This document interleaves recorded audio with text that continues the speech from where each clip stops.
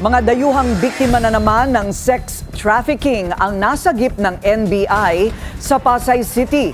Sarili pa mismong kababayan nila ang lumalabas na recruiter. Ang detalye sa agenda report ni Andrea Salve.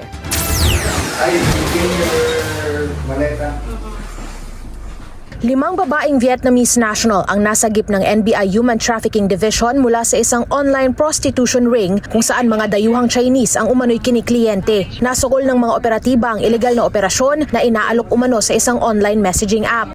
Meron silang ino-offer na package. So kapag for 2 hours, 25,000. Meron ding 35,000 for 6 hours. Meron ding 16 hours for 70,000. Sa tinutuluyang kondo ng mga biktima sa Pasay City, tumambad pa raw ang ilegal na droga.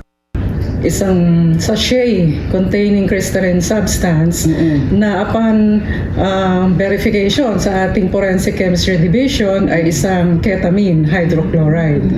So according to dito sa ating mga victim, bago nila i-meet yung customer nila, pinapagamit sila nitong handler nila ng droga. Sa investigasyon ng NBI, lumabas na sarili rin itong mga kababayan ang nambubugaw sa mga Vietnamese victim. May nag-recruit sa kanila online.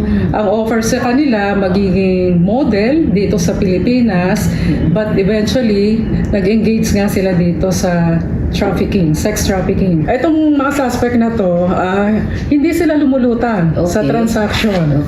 So ang nakuha lang natin yung mga profile account, and we are conducting further investigation dito sa mga profile account na to.